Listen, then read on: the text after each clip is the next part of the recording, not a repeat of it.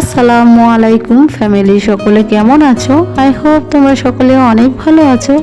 Welcome back to Grambodhu blog. আমি অনেক দিন পরে ভিডিও দিচ্ছি, তাই না? কিন্তু কি করবো বলো, বাড়ির পরিস্থিতি এমনটাই হয়েছিল যে সবসময় ভিডিও দেওয়া সম্ভব হয়েছিল না। দাঁত তুলেছি জানো, তোমাদেরকে বলবো আর সেটাও বলা হয়নি। সেই দাঁত তোলা অবস্থা তোমাদেরকে কি করে ভিডিও দিই বলো?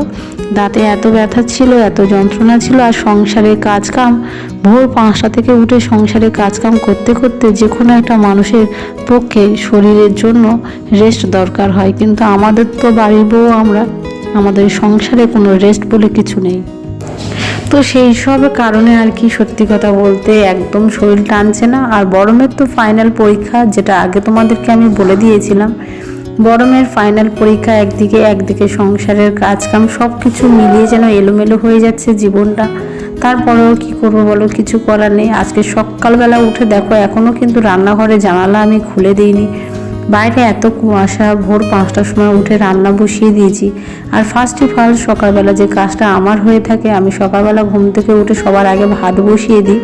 তো সেটা কিন্তু আমি তোমাদেরকে শেয়ার করলাম যে আমি সকালবেলা উঠে ভাতটাই বসিয়ে দিলাম। বাবুরা এখনও ঘুমাচ্ছে, তোমাদের দাদাভাই চলে গেছে ডিউটিতে। আর দাঁত তুলেছি, খুব একটা ভালোভাবে কথা বলতে পারছি না, তোমরা প্লিজ একটু মানিয়ে গুছিয়ে নিও, আমার কথাগুলো একটু বোঝার চেষ্টা করো। তো আমি এবারে যখন রান্না বসাচ্ছি আর ভাবছিলাম যে তোমাদেরকে আর কি বলবো বলো, এর মাঝে কিছু একটা জায়গা আর কি আমার দুঃখর জিনিস, আমাদের একজন পুরানো মানুষ, আমার দাদা শ্বশুর আর কি, আমার শ্বশুরের বাবা, আমার হাজবেন্ডের দাদু ইন্তেকার করেছে। তো তোমরা সকলে দোয়া করো উনি যেন জান্নাতবাসী হয়, আল্লাহ যেন ওনার যা গুনাহ করেছে সব যাতে মাফ করে দেয়। তোমরা সকলে দোয়া করো ওনার যাতে কবরে যাতে আল্লাহ ওনার অনেক শান্তিতে রাখতে পারে, উনি যেন জান্নাতবাসী হয়, সেটাই তোমরা সকলে দোয়া করো। তো মানুষটা অনেকটাই ভালো ছিল, যেহেতু তার সঙ্গে আমি 13 বছর একসঙ্গে ছিলাম। একসঙ্গে বলতে সে ছিল আমার ছোট কাকিমার কাছে আর আমি ছিলাম আলাদা, তবুও কিছু একটা হলে আমাকে ডাকতো। যেহেতু আমার দাদুর নাম নুরি, আর উনিও আমাকে নুরি নুরি বলে ডাকতো। তো হাজার কাজের মধ্যেও সেখানে একটু ব্যস্ত ছিলাম, তার মধ্যে দাঁতও তুলেছি, বড়মের পরীক্ষা চলছে, সব কিছু মিলিয়ে যেন এলোমেলো হয়ে গেছে জীবনটা। তো তোমাদের ভালোবাসা, তোমাদের সাপোর্টের জন্য কিন্তু দ্বিতীয়বার আবার তোমাদের কাছে ফিরে আসতে হলো। তো তার মাঝখানে তোমাদের কিছু কমেন্ট আমি শুনিয়ে দেবো যে তোমরা আমাকে কি কি কমেন্ট করেছে। তো চলো আমাদেরকে দেখিয়ে দিই। মাথা ন্যাড়া করা নতুন ভিডিও দেখতে চাই প্লিজ। আচ্ছা, এই প্রশ্নের উত্তরগুলো আমি তোমাদেরকে পরে দেব। তো আপু খালি বিছানা রাখতে নেই, তুমি প্রায় দেখি একদম বিছানা ফাঁকা রাখো, বিছানার উপরে কিছু একটা রাখার চেষ্টা।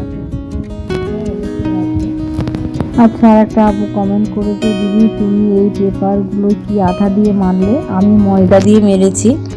আর একটা আপু কমেন্ট করেছে, অনেক ভালো লাগলো তোমার ভিডিওটা। আর একটা আপু কমেন্ট করেছে, তোমার বাড়ি কোথায় অবশ্যই বলবে, তোমার ভিডিওটা দেখি খুব সুন্দর লাগে, অনেক ধন্যবাদ।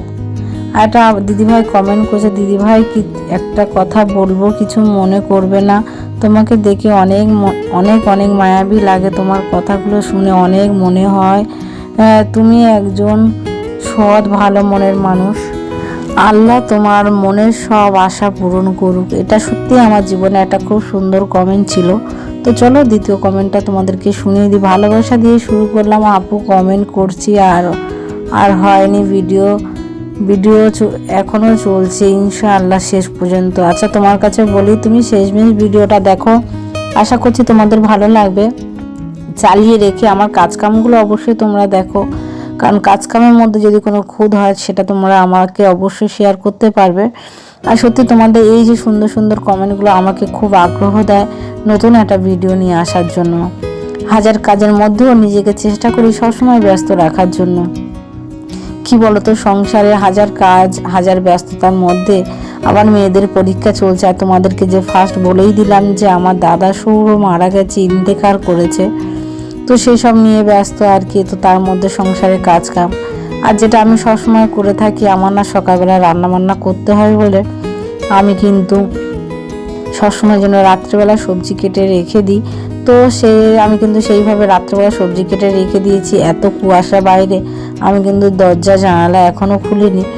তো যাই হোক, কেকটা যেটা তোমাদেরকে দেখালাম ওটা কিন্তু ছোটো বাবু আর বড় বাবু খাবে বলে জেদ করছিল বলে আমি কিনে নিয়েছিলাম। ছোটোগুলো কিনতে গেলে 20 টাকা 30 টাকা করে লেগে যায়, তার থেকে একটা বড় কিনে বলছে ওরা একটু আনন্দ করে শান্তিতে খেতে পারবে। তো তোমাদের সঙ্গে কথা বলতে বলতে এপারে চলে এসেছি ভাতের ফ্যান ঝাড়বো, যেহেতু ভাতটা হয়ে গেছে আর এদিকে তরকারিটা হয়ে এসছে। তো ভাতের ফ্যানটা ঝেড়ে নিয়ে বাকি কাজগুলো কমপ্লিট করব। তো শেষমেশ তোমাদেরকে বলি ভিডিওটা কমপ্লিটভাবে দেখো, আশা করছি তোমাদের খুব ভালো লাগবে। আর আমার এই ভিডিওটা যদি ভালো লেগে থাকে দয়া করে তোমাদের কাছে রিকোয়েস্ট করছি ভিডিওটা লাইক করে দিও, আর তোমাদের যদি কারোর ইচ্ছা হয় ভিডিওটা শেয়ার করে দিতে পারো। কারণ কি বলো তো, তাহলে আরও 5টা লোক আমার কাজকামগুলো দেখতে পারবে। আশা করছি তোমরা বিষয়টা বুঝতে পারছো। তো আমার যেহেতু একটা তরকারি কমপ্লিট হয়ে গেছে, আর একটা তরকারি আমি করব। আজকে রান্না করব চিংড়ি দিয়ে, আলু দিয়ে, পুঁই শাক দিয়ে। একদিকে রান্না হয়ে গেছে আর একদিকে কিন্তু রান্না করছি আমি। এটা কি বলো তো, এটা রান্না করলাম তোমার শিম আলু দিয়ে একটা ভাজা করলাম। তো 2 রকম তরকারি আমার বাড়িতে হয়েছে। আর এদিকে চলে এসেছি বাসন থালাগুলো মাজতে। ভাতটা একবার যেহেতু ফুটে গিয়েছিল নামিয়ে রেখে দিয়েছিলাম, দ্বিতীয়বার আবার একটু ফোটাতে দিলাম আর কড়াটাও মেজে নিলাম। আমরা কি করি বলতো, সকালবেলা উঠে আমি ফার্স্ট সকালবেলা 5টা থেকে 9টা পর্যন্ত কি করে সংসারে যাবতীয় কাজ কমপ্লিট করি সেটাই আজকে তোমাদের শেয়ার করব। আর ভাড়া বাড়িতে থেকে কি কি অসুবিধা হচ্ছে বা কি কি সমস্যার মধ্যে আছে সেগুলো সব কিছু তোমাদেরকে শেয়ার করলাম। কিন্তু এইভাবে টুকিটাকি কাজ করতেই থাকি। আর দেখো কুয়াশাটা যখন কেটে গেছে তখন কিন্তু আমি অলরেডি জানালাটা খুলে দিয়েছি, যেহেতু আমার ওপারেও কাজকামগুলো কিছু কমপ্লিট করতে হবে। নিজেরও কতগুলো কাপড় চোপড় রেখে দিয়েছি দেখো, ওগুলো কাচবো বলে। আর হুটপাট যে কোনো কাজের মধ্যে সকালবেলা উঠে যদি এত কাজকাম থাকে, তার মধ্যে কত তাড়াহুড়ো করে যে কোনো কাজই আমাকে করতে হয়। তো যাই হোক, সংসারের মধ্যে এইভাবে চলছে আমাদের দিনদান। ভাড়া বাড়িতে যতই ভাবি যে নিজের বাড়ি, এটা তো আমাদের ভাড়া বাড়ি। তো ভাড়া বাড়িকে কোনোদিনও নিজের ভাবতে নেই, কারণ যতই ভাববো নিজের বাড়ি ততই অসুবিধা হবে। তার চাইতে ভাড়া বাড়িকে ভাড়া বাড়ি বলা ভালো। কিন্তু যেহেতু আমরা গ্রামের মানুষ, আমরা একটু নিজের করে সব কিছু ভাবতে পছন্দ করি। কি বলতো, পাড়া গ্রামের মধ্যে যখন ছিলাম তখন অনেকজনের সঙ্গে একসঙ্গে থাকতাম যখন, তখন এই অভ্যাসটা অটোমেটিক হয়ে এসেছিলো যে সব ইচ্ছা হতো সারাক্ষণ সবার সঙ্গে মিলেমিশে আমি থাকবো। কিন্তু এখানে থেকে এমন হয়ে গেছে পুরো একাই একা। এখানে একটা জিনিস আমি লক্ষ্য করছি যে এখানে কেউ কারণ নয়, জানো তো। আমরা যতটা ভাবি যে আমরা মানে সবাই মিলেমিশে থাকবো, কিন্তু এটা সেখানে সেরকমই নয়। কারণ পাড়া গ্রামে একটা বিপদ হলে কিংবা হয়তো আমার ঝালের গুঁড়ো রান্না করতে করতে ঝালের গুঁড়ো শেষ হয়ে গেছে, লবণ শেষ হয়ে গেছে, তেল শেষ হয়ে গেছে, আমি ছুটে গিয়ে বঞ্চে একজনের কাছ থেকে নিয়ে আসতে পারবো। কিন্তু এইগুলো এখানে এসব কোনো নয়, কারণ আমি একা পুরো বিল্ডিংটাতে থাকি। এখন আস্তে আস্তে অবশ্যই পুরো বিল্ডিংটাতে ভাড়া চলে এসছে। তো যাই হোক, সবাই সবার মতন আছে, আমি আমার মতন আছি। নিজেকে নতুন করে গুছিয়ে নেওয়ার চেষ্টা করছি ভাড়া বাড়িতে। আর আমার এই নতুন বাড়িটাকে আমি সবসময় চাই একটু পরিষ্কার পরিচ্ছন্ন রাখতে। আর কি বলতো, যখন মাটির ঘর ছিল তখন তো খুব অসুবিধা ছিল, খুব ভালোভাবে তোমরা জানো, দরমার ঘর। তো এইভাবে আর কি আমি সংসারে কাজকামগুলো করে থাকি। আর নিজের ঘরটুকু যত পরিষ্কার পরিচ্ছন্ন রাখবো ততটাই দেখতে ভালো লাগবে। আর কত পরিষ্কার পরিচ্ছন্ন রাখবো বলো, ভোর 5টা থেকে উঠে সকাল 9টা পর্যন্ত একটা সংসারের কাজকাম তো কতই কি থাকে। সকালবেলা উঠে দুটো বাচ্চা আছে, তাদের খাওয়ানো দাওয়ানো, তারপরে এদিকে কাপড় চোপড় তো প্রতিদিন কাপড় চোপড় কাচতে হয়, ঘর দোর সব পরিষ্কার পরিচ্ছন্ন করতে হয়। তো তোমরা এই ভিডিওর মধ্যে অবশ্যই দেখতে পাবে যে আমি মিথ্যা কথা বলছি কিনা সত্যি কথা বলছি। তোমরা তো দেখলে আমি কত বেলা হয়ে গেছে, তবে আমি জানালা খুললাম। দাঁতের যন্ত্রণার জন্য দাঁতটা আমার তুলতে হয়েছে। তো সেই দাঁতের যন্ত্রণা নিয়ে আর কি কষ্টের মধ্যে আছি। দাঁতটা আমি তুলে দিয়েছি, সেই দাঁত তোলা অবস্থা আমি তোমাদের সঙ্গে ভিডিও করছি, ভয়েস দিচ্ছি। আমি কিছু করার নেই। আমার কি বলতো, আমার একটু অসুবিধা হচ্ছিল এখানে, নেটওয়ার্কের প্রবলেম, আবার অনেকগুলো প্রবলেম, সব কিছু মিলিয়ে আছে।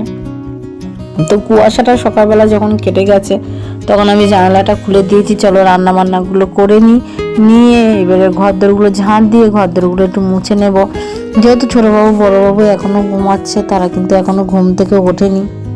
আর কি বলো তো, আমরা মারা যখন স্পেশালি আমি এই জিনিসটা করে থাকি, তোমরা কারা কারা করো এই জিনিসটা অবশ্যই আমাকে কমেন্ট করে জানাবে। আমার বাবুরা যখন ঘুমায় সেই ফাঁকে আমি সংসারে যাবতীয় কাজকাম করে নেওয়ার চেষ্টা করি। আর আমার ছোট বাবু তো চোখে এমনিতেই ঘুম খুবই কম, বিশাল ঘুম কম। তো কি বলবো, তো আর যেহেতু চোখে খুব ঘুম কম, সেই জন্য করে হুটপাট করে আমাকে ভোরবেলা উঠতে হয়। আর কি বলতো, সঙ্গে তোমাদের দাদাভাই তো ভাত তরকারিও নিয়ে যায়, সব রকম মিলিয়ে যেন খিচুড়ি এলোমেলো হয়ে যাওয়ার ব্যাপার। তো আমি এদিকে কাপড়গুলো ভিজিয়ে দিচ্ছি যাতে কাপড়গুলো নোংরাগুলো একটু উঠে যায়। আর এখানে যেহেতু পানিটা আয়রন, তো সেই জন্য করে সার্ফটা একটু বেশি লাগে এখানে। তো আমি কাপড়গুলো আর কি ভিজিয়ে রেখে দিচ্ছি, ভিজিয়ে রেখে কিন্তু এবারে চলে যাব তরকারিটা যতটুকু হবে আর কি গুছিয়ে ঢেলে নেব, নিয়ে চলে যাব ঘরটা মুছতে। ছোটো বাবু বড় বাবু যেহেতু ঘুমাচ্ছে, এই মাঝখানে আমাকে হুটপাট করে কাজকাম সেরে নিতে হবে। 9টার মধ্যে সিরিনকে ভাত দিয়ে দিতে হবে, যেহেতু স্কুলে যাবে, পরীক্ষা চলছে। তো সেই জন্যই হুটপাটের মধ্যে আর কি সংসারে যাবতীয় কাজকাম করি। একটা আপু যে কমেন্ট করেছে আমাকে যে আপু তুমি তোমার প্রায় ভিডিওতে দেখি বিছানা খালি, তাকে আমি বলি কি বলতো আপু, আমি না বিছানার মধ্যে বালিশ রাখি, কিন্তু আমার বাবুরা সারাক্ষণ বালিশে বিছানার উপরে ছটপট করে বলে সেই জন্য কিছু রাখতে পারি না। তো যাই হোক, চলে গিয়েছিলাম অ্যাপেলোর থেকে কিছু জিনিসপত্র কিনে নিয়ে এসেছি। তো চলো তোমাদেরকে দেখাই, এটা ঘর মোছার জন্য আমি কিনে নিয়ে এসেছি। মার্কেটিংটা করেছি এটা ঘর মোছার জন্য। আর এটা ফেস ওয়াশ, মুখে দেবো বলে একটা ফেস ওয়াশ কিনেছি। এখানে এসে নিজেকে অনেক সময় দিতে পারছি, ওখানে তো হলে সে সময়টুকু আমার ছিল না। তো দুটো করে 100 টাকা, এটা হারফিক কিনেছি বাথরুমের জন্য। তো আমি যেহেতু 400 টাকার জিনিসপত্র কিনেছি, তো দুটো, একটা শ্যাম্পু, একটা হারফিক, একটা ঘর মোছা, একটা ফেস ওয়াশ। তো দেখো আমি কিন্তু এই কটা কিনে নিয়ে চলে এসেছি। তো তোমরা অবশ্যই বলো যে এগুলো কেমন হয়েছে, আর তোমরা কিন্তু অবশ্যই কমেন্টটা করো। আর এই যে আমার দাঁতের যন্ত্রণা করছিল, দাঁত তুলেছি, দেখো কতগুলো ওষুধ, দেখো একটা গ্যাসের ওষুধ, একটা দাঁত যন্ত্রণার ওষুধ। তো যাই হোক, তোমরা কিন্তু কমেন্ট করে একটা জিনিস বলো যে সাদা হারফিকটা ভালো নাকি নীল হারফিকটা ভালো। আমার কাছে কিন্তু নীল হারফিকটাই ভালো লাগে, আমার সাদা হারফিকটা একদমই ভালো লাগে না। আর এখানে এসে সাদা হারফিক একবার কিনেছিলাম বাথরুমে ইউজ করব বলে, সেটা কিন্তু একদমই ভালো ছিল না। তারপরে কিন্তু আবার এটা কিনে নিয়ে এসেছি আমি নতুন করে।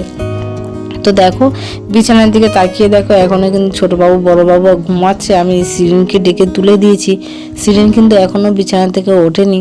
আর তোমাদের দাদা হয়তো কবেই চলে গেছে ভাত তরকারি নিয়ে। আর ছোটো বাবু দেখো বিছানার উপরে নড়ছিল। তো আবার কিন্তু উসপাস করে আবার শুয়ে পড়লো। আর আমি কিন্তু এদিকে ঘরদোরগুলো মুছে নিচ্ছি।